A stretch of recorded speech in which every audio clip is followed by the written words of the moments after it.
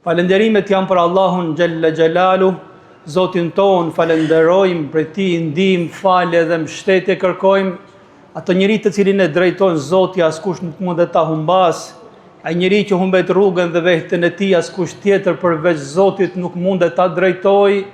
Dëshmojmë dhe vërtetojmë se nuk ka Zot tjetër që meriton të adhurohet me të drejtë përveç Allahu Gjelle Sha'nuhu, një dhe i pashoq. Dëshmojmë dhe vërtetojmë se Muhamedi, paqja dhe bekimet e Zotit qofshin gjithmonë me të, është robi i Zotit dhe është i dërguari i tij i fundit. Të nderuar besimtar dhe besimtare, vëllezër dhe motra, Zoti ynë, Allahu Gjelle Sha'nuhu, thot në Kur'anin famlart, me të vërtet që Zoti e bekon profetin e tij dhe melajket e engjëjt e Zotit luten për profetin e tij. O ju që keni besuar, edhe ju lutuni për të, dërgoni mbi të salavat dhe përshëndeteni atë me selam.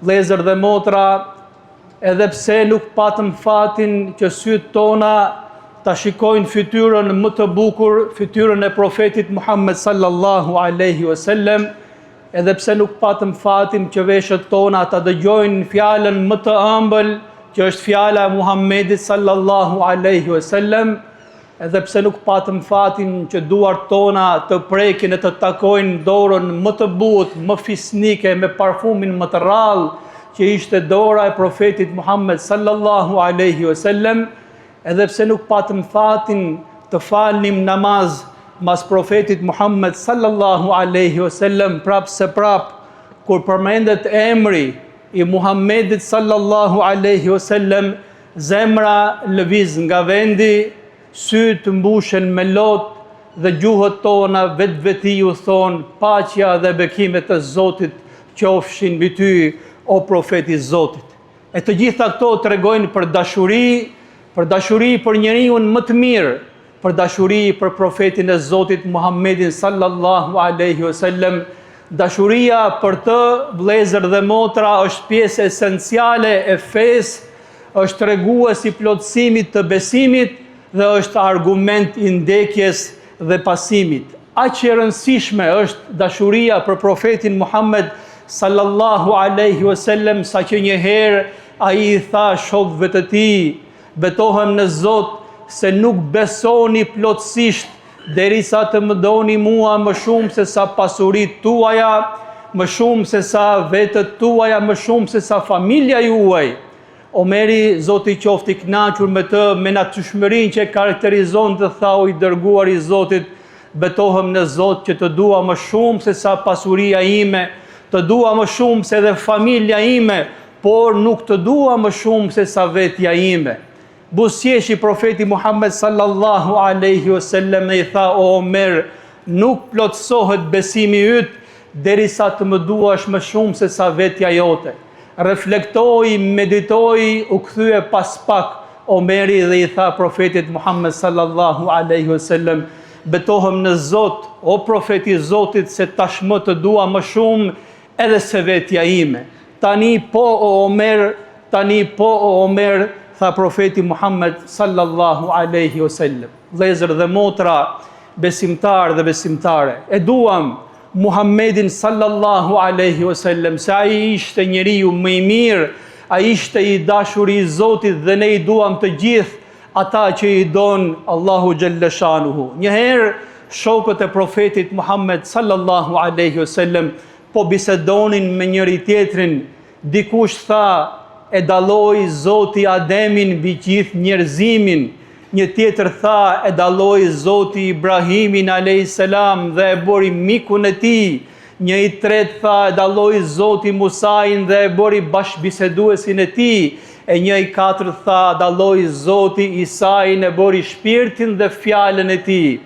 Pas pak doli profeti Muhammed sallallahu alaihi wasallam, ju dha selam atyre dhe tha, e dëgjova atë që biseduat ndërmjet jush, e dalloi Zoti Ademin mbi gjithë njerëzimin dhe kjo është e vërtet, e dalloi Zoti Ibrahimin dhe e bëri mikun e tij dhe kjo është e vërtet, e dalloi Zoti Musain dhe e bëri bashkëbiseduesin e tij dhe kjo është e vërtet, e dalloi Zoti Isaiin, e bëri shpirtin dhe fjalën e tij, dhe kjo është e vërtet, por betohem në Zot se unë jam i dashur i Allahu Gjellëshanuhu, dhe këtë nuk e them për të mburur.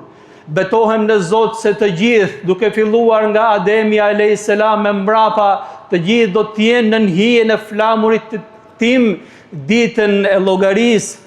Betohem në Zot se unë jam ai që jepet leje për ndërmjetësim dhe unë do të ndërmjetësoj, dhe këtë nuk e them për të mburur. Betohem në Zot se unë jam i pari që troket në portat e xhennetit dhe ato porta mua do të më hapen, dhe nuk e them këtë për të mburur. Betohem në Zot se unë jam më fisniku, më i nderuari dhe më i dashuri i Zotit nga krijesat e para deri te krijesat e fundit, dhe këtë e them jo për të mburur.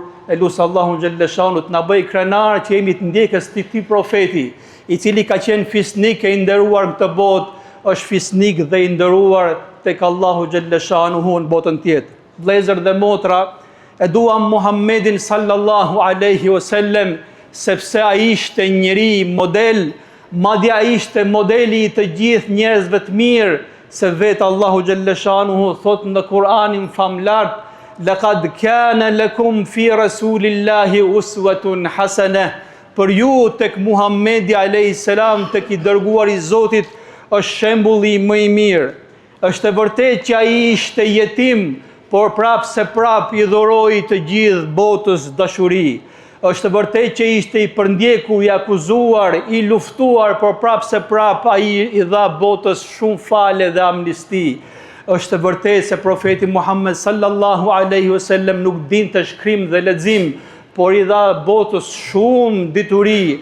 Është e vërtetë se profeti Muhammed sallallahu alaihi wasallam pati shumë autoritet, por prap se prap ai tregoi botës shumë thjeshtësi dhe modesti.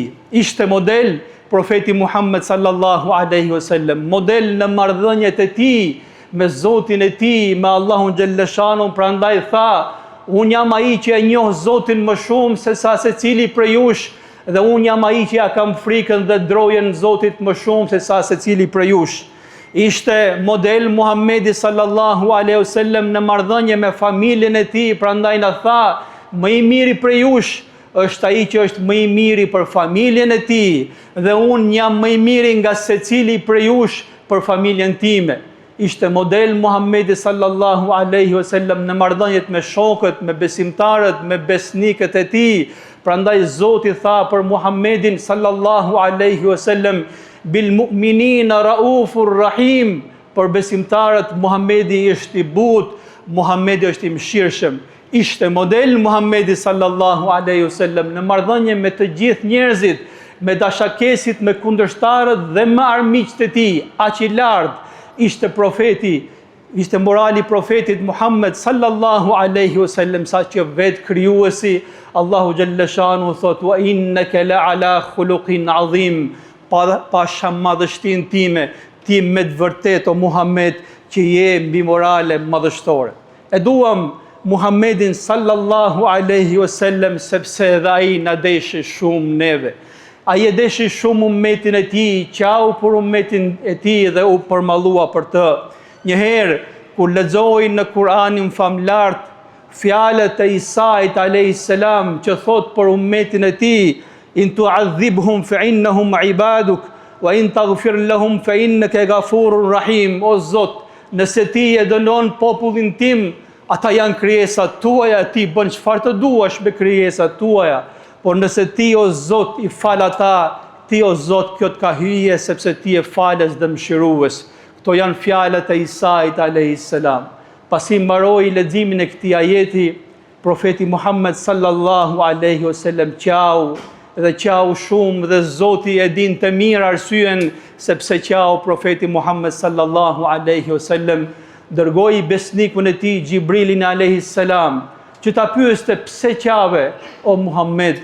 E pyeti Gjibrili alayhis salam: "Cila është arsyeja e lotit tënd o i dërguar i Zotit?" Atëherë profeti alayhis salam ngriti duart e tij drejt qiellit dhe tha: "Ya Rabbi, ummeti, ummeti." O Zot, fale dhe mëshiroje ummetin tim.